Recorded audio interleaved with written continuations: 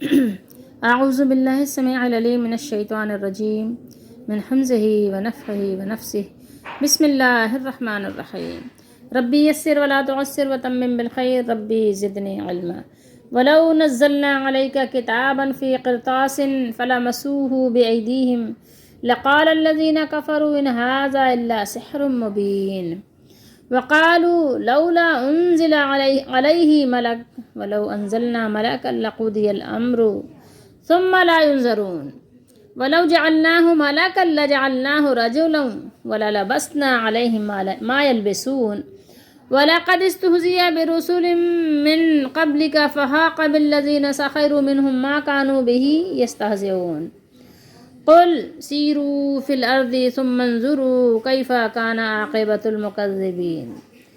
آیت نمبر 7 سے 11 ہے، یہ 5 آیات مبارکہ ہیں سورہ انعام کی اور 7واں سپارہ ہے۔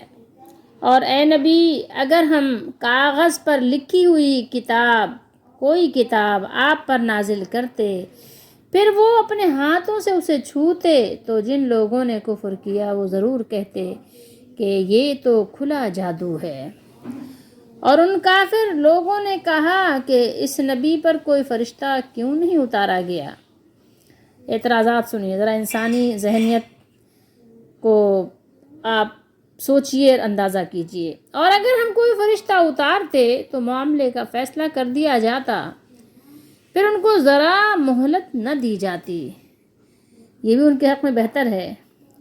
اور اگر ہم اس نبی کریم صلی اللہ علیہ وسلم کو فرشتہ بنا کر بھیجتے تو بھی ہم اسے انسان ہی کی شکل میں بھیجتے، اور تب بھی ہم انہیں اسی شبہ میں ڈالتے جس میں وہ اب پڑے ہوئے ہیں۔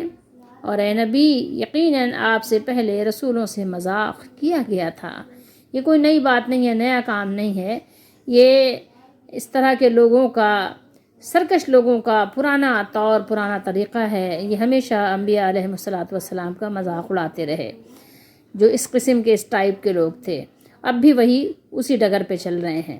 پھر ان میں سے جن لوگوں نے مذاق کیا تھا انہیں اس عذاب نے آ گھیرا، اس کو لپیٹ میں لے لیا، اسی کے سراؤنڈ اس میں کہنا چاہیے کہ آ گئے جس کا وہ مذاق اڑاتے تھے۔ اے نبی، کہہ دیجئے تم زمین میں گھومو پھرو، سیر کرو، سیر و سیاحت کرو، سیر و تفریح کرو، پھر دیکھو جھٹلانے والوں کا انجام کیا ہوا۔ یعنی یہ سیر و تفریح کس لیے ہو؟ عبرت پذیری کے لیے ہو۔ سیر و تفریح صرف دل لگی کے لیے، دل بہلاوے کے لیے، گل غپاڑے کے لیے نہیں ہو، بلکہ کس لیے ہو؟ نصیحت پذیری کے لیے، نصیحت حاصل کرنے کے لیے ہو، عبرت حاصل کرنے کے لیے ہو، عبرت کی آنکھیں کھولنے کے لیے ہو۔ وَلَوْ نَزَّلْنَا، ہر آیت مبارکہ کا پچھلی آیت سے کوئی نہ کوئی ربط ضرور ہوتا ہے، وہ ہم آپ کو بتائیں یا نہ بتائیں، ٹھیک ہے۔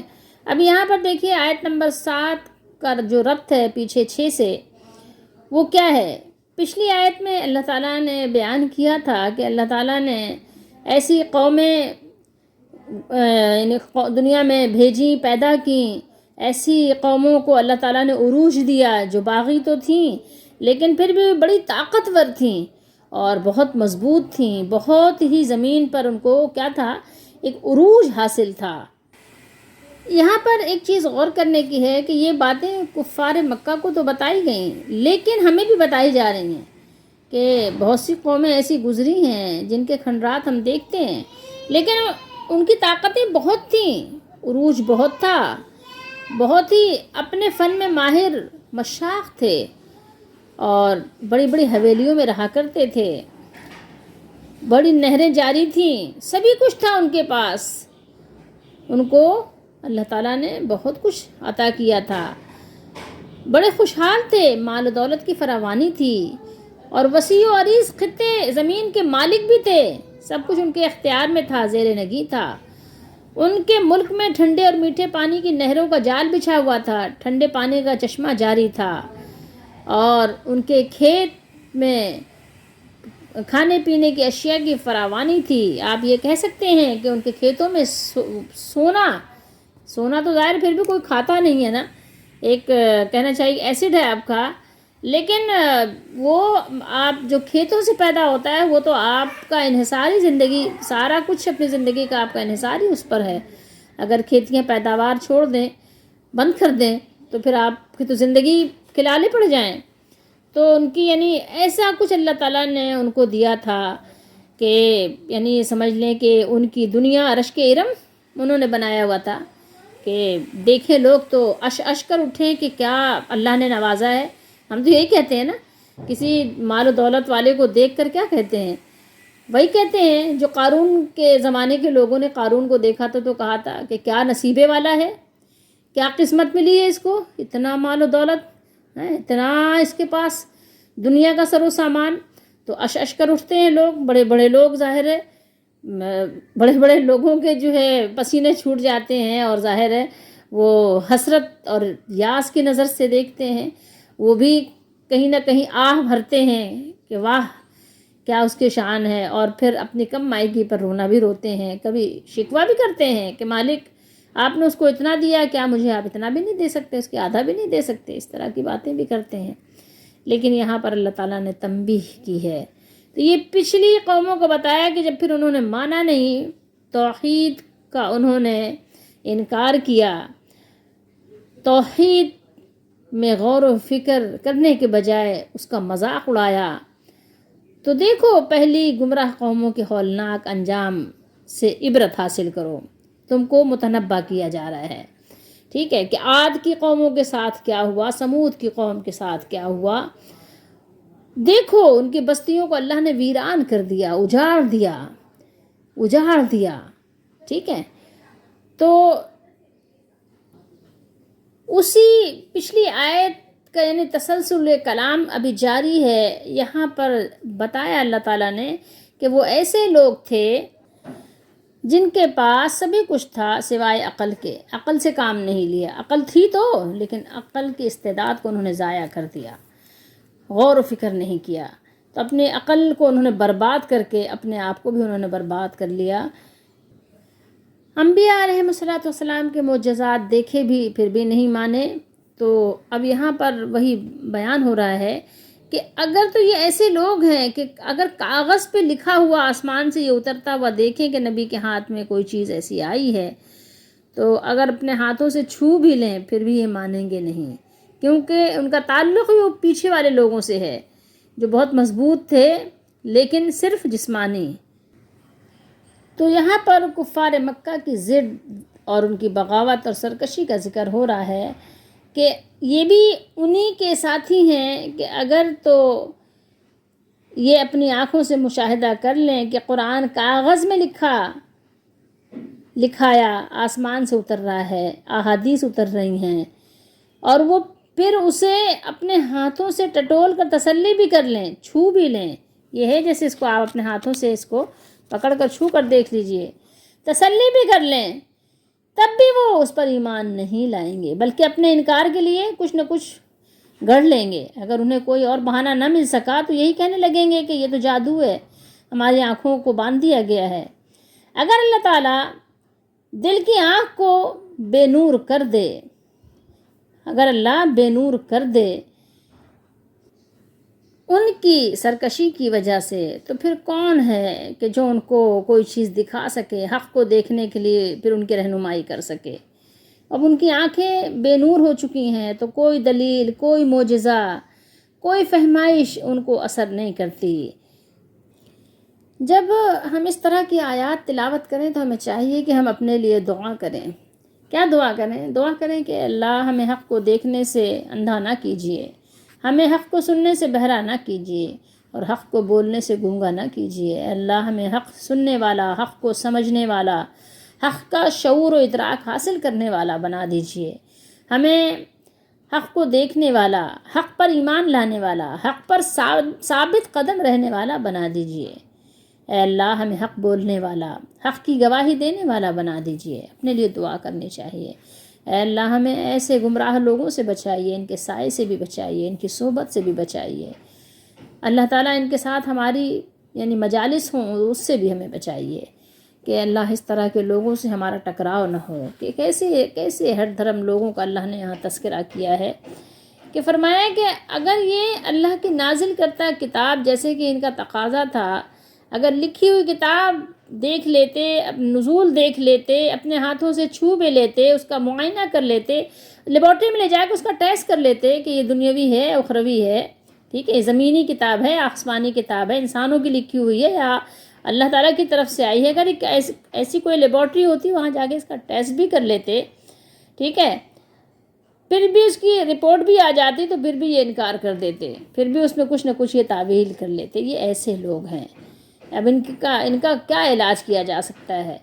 یہ ایسے لوگ ہیں کہ ان کا علاج نہیں ہے، جیسے کہ شکی لوگ ہوتے ہیں، وہمی لوگ ہوتے ہیں، کہتے ہیں حکیم جالینوس کے پاس بھی اس کا علاج نہیں ہو سکتا۔ کچھ چیزوں کا علاج معالج کے پاس، طبیب اور ڈاکٹرز کے پاس نہیں ہوتا، بلکہ انسان کے پاس خود ہوتا ہے۔ تو وہی حال ہے حق کو قبول کرنے کا بھی۔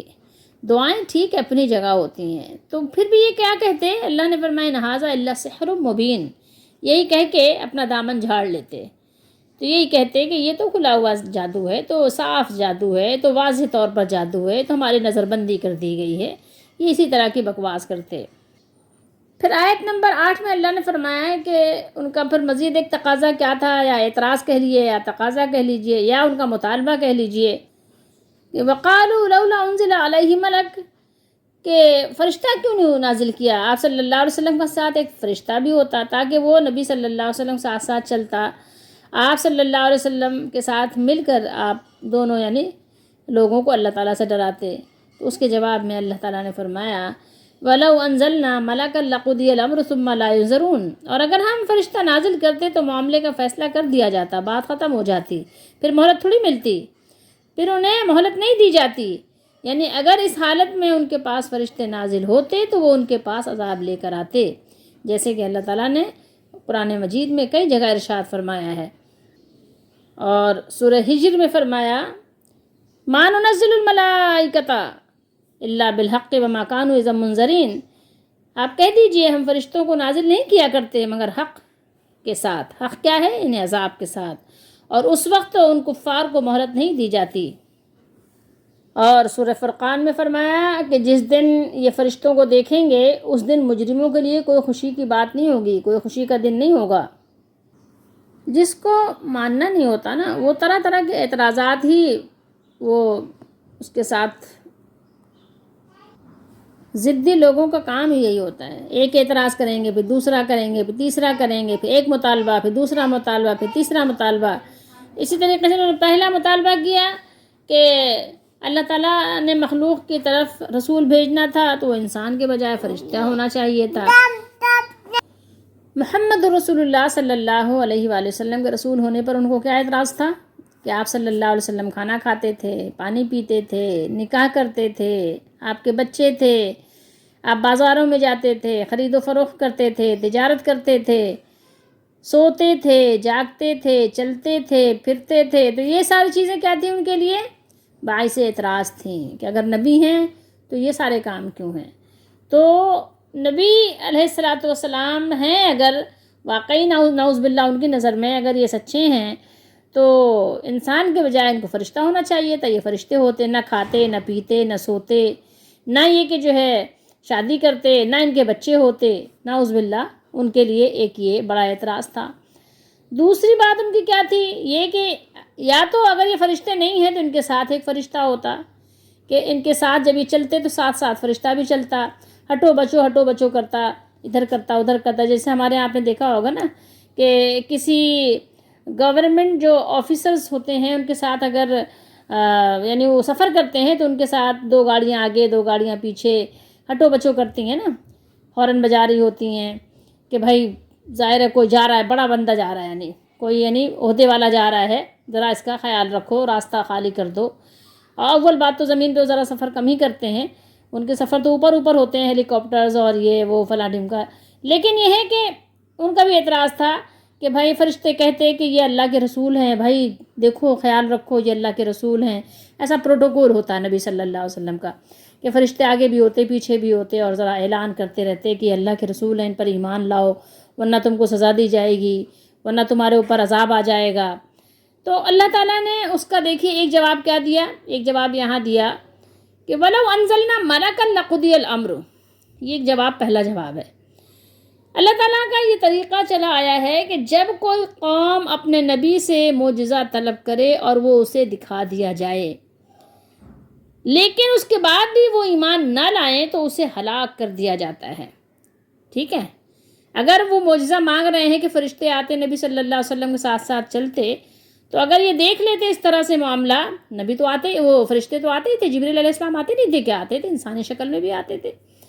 لیکن اگر یہ لوگ عام طور پر پھر فرشتوں کو دیکھنے لگیں اور وہ ڈرانے لگیں تو کیا ہوگا؟ پھر بھی اگر یہ نہیں مانیں گے تو پھر فوری عذاب آ جائے گا، ایک لمحے کی پھر مہلت نہیں ملے گی، فرشتہ آئے گا تو کام تمام ہو جائے گا، لقضی الامر، قصہ تمام۔ پھر وہی محاورہ یہاں فٹ ہوگا کہ نہ رہے باس نہ بجے باسری، بس ٹھیک ہے۔ اور دوسرا جواب دیا وَلَوْ جَعَلْنَاهُ مَلَكًا لَجَعَلْنَاهُ رَجُلًا وَلَا لَبَسْنَا عَلَيْهِمْ، یہ لبس یلبسو آپ لباس کے لیے بھی استعمال کرتے ہیں، اور کسی چیز کو گڈ مڈ ہو جانے کے لیے، خلط ملط ہو جانے کے لیے، اور شبے میں پڑے رہ جانے کے لیے استعمال کر سکتے ہیں آپ۔ تو اللہ تعالیٰ نے یہاں جواب دیا کیا کہ یہ کفار کے اعتراض جو یعنی اللہ تعالیٰ سے وہ کر رہے ہیں یا اللہ کے رسول سے کر رہے ہیں، کہ اگر ان کا یہ مطالبہ اللہ تعالیٰ مان لے اور فرشتے کا نزول ہو جائے، اللہ تعالیٰ فرشتے کا اتارنا منظور کر بھی لے، تو وہ بھی انسانی صورت میں آتے۔ فرشتے کیسے آتے؟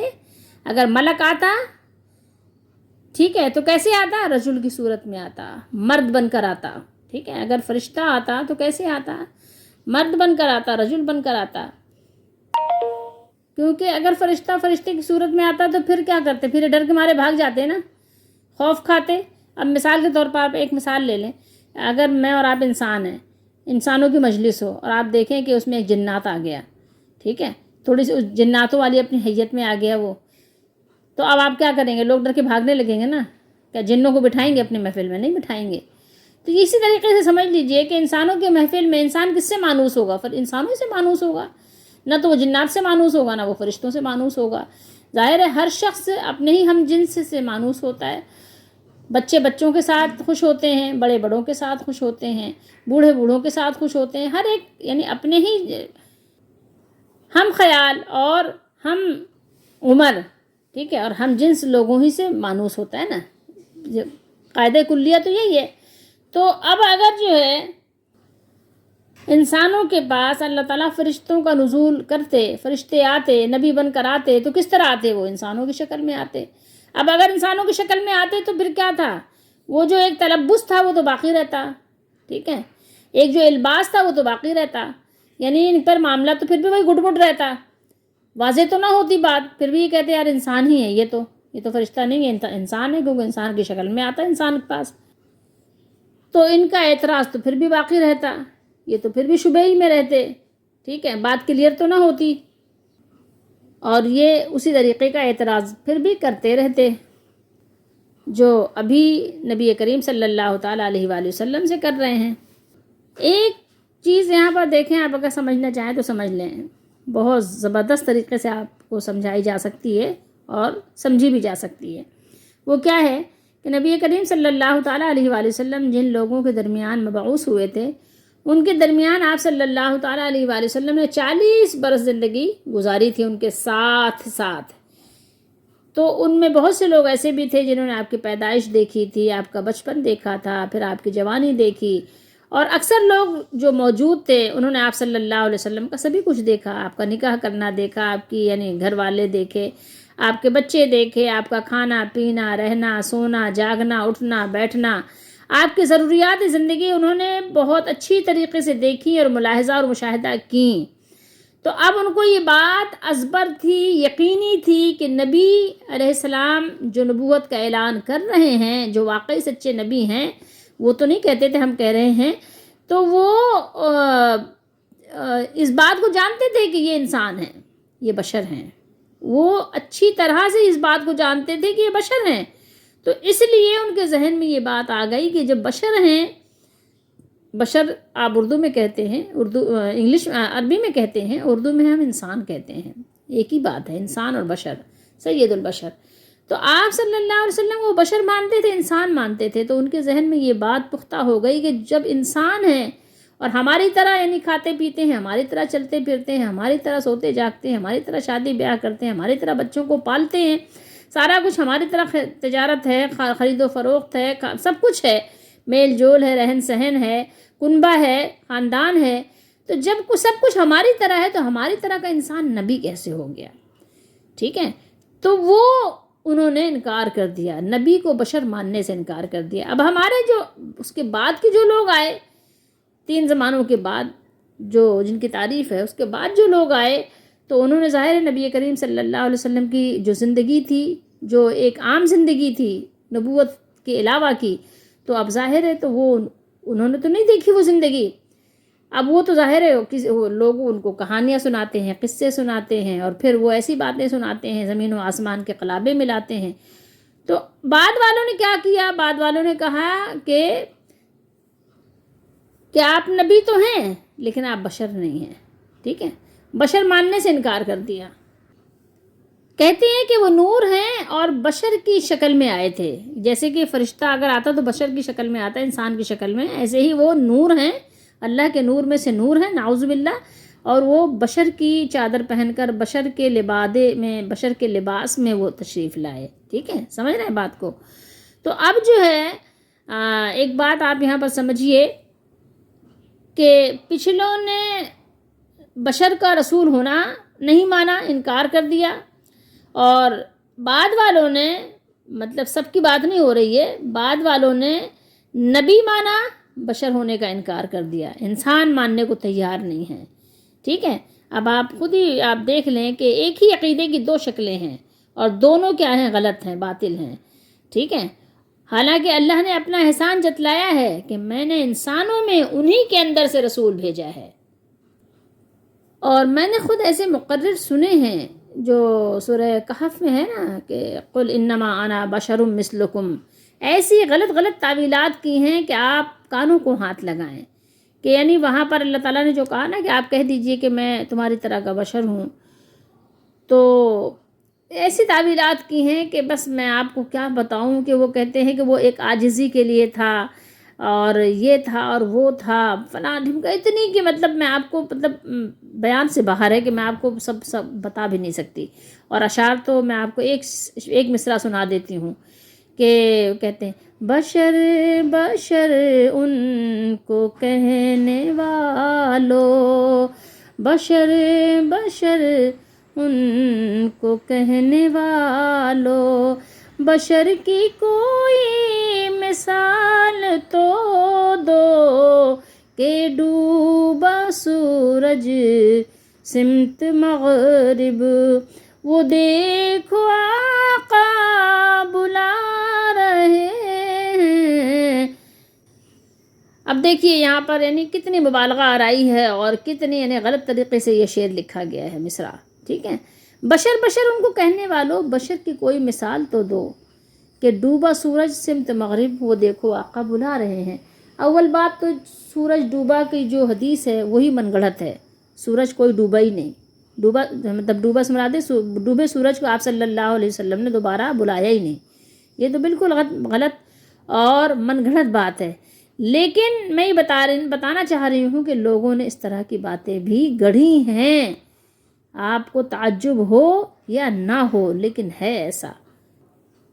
تو آئیے ہم اور آپ دعا کرتے ہیں اپنے لیے کہ اللہ تعالی ہم سب کو صحیح طریقے سے، صحیح العقیدے کے ساتھ اس ایمان کو قبول کرنے کی توفیق دے جس ایمان کو ایمان اللہ تعالیٰ کے دربار میں کہا جاتا ہے، لکھا جاتا ہے، مانا جاتا ہے، جس ایمان کی دعوت کے لیے اللہ نے اپنے نبی کو بھیجا ہے، جس ایمان کو صحابہ نے قبول کیا تھا. اللہ تعالیٰ بھی ہم سب کو بھی اسی ایمان کو قبول کرنے کی توفیق عطا فرمائے، اسی پر استقامت دے، اسی پر موت دے.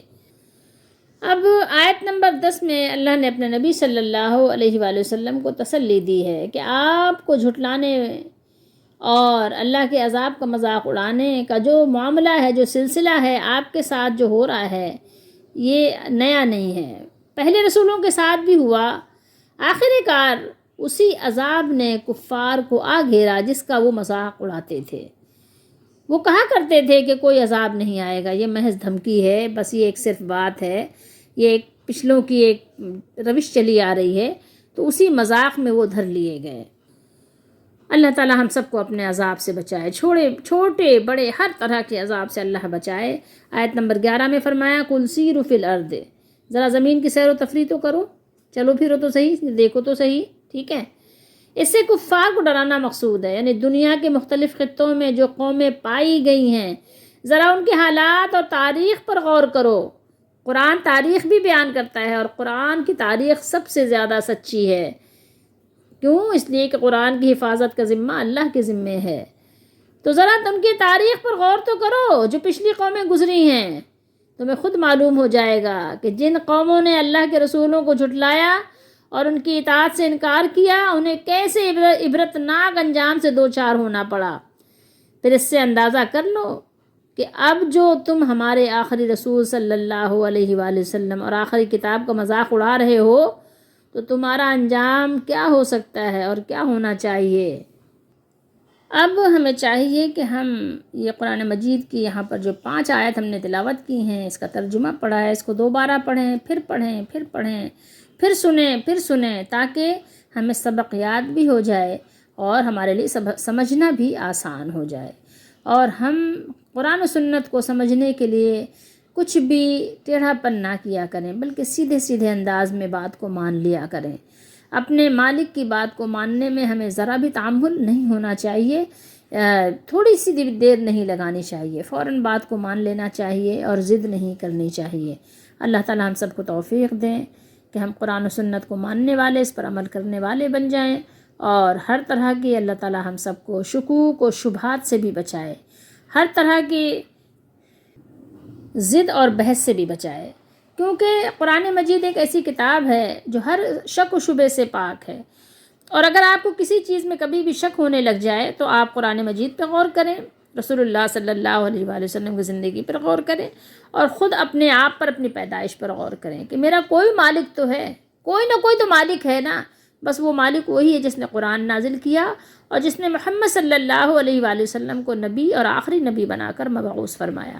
اللہ تعالی ہم سب کی دستگیری فرمائے، ہمیں شیطان کے شر سے بچائے، ہمارے تھوڑے کو بہت کر دے، ہمارے کھوٹ کو دور کر دے، ہمارے عمل کو خالص کر دے، اور ہماری ٹوٹی پھوٹی کوششوں کو قبول فرما لے۔